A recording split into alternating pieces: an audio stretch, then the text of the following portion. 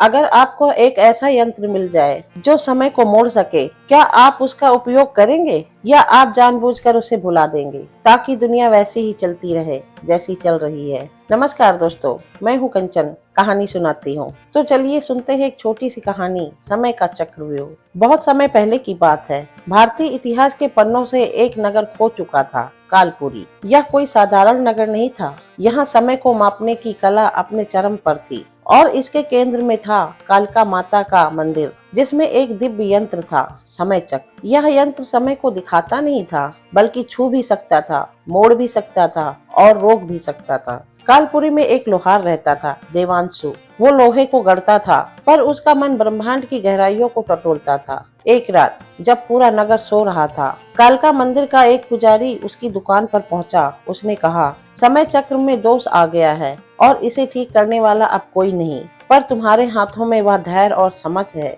जो इस यंत्र को ठीक कर सके। देवांशु अचंभित था, पर उसने स्वीकार कर लिया। जैसे ही देवांशु मंदिर पहुंचा, समय चक्र के सामने खड़ा होकर उसने सांस ली। वो ठिठक गया, जैसे यंत्र उसकी आत्मा में झांक रहा हो। उसने जैसे जैसे यंत्र की परतें खोली, उसे एहसास हुआ यह कोई मशीन नहीं, यह तो ब्रह्मांड का धड़कता हृदय है। एक दिन यंत्र के भीतर की एक दरार में हाथ डालते ही देवांशु खिंच गया, एक गहरे सुरंग में, जहाँ कोई आवाज नहीं थी, कोई गति नहीं थी, बस समय रुका हुआ। उसने वहाँ देखा भविष्य की आग, अतीत की चीखें, वर्तमान की खोखली हंसी। वो समझ गया, समय चक्र सिर्फ यंत्र नहीं, बल्कि ब्रह्मांड का एक सूत्र है। अगर इसे किसी लालची या क्रोधित हाथ में छू लिया, तो अतीत बदल सकता है, भविष्य मिट सकता है और वर्तमान भस्म हो सकता है। देवांशु ने निर्णय किया, इस यंत्र का रहस्य अब किसी को नहीं पता चलेगा, न राजा को, न संत को, न पुजारी को। समय अब देखने के लिए रहेगा,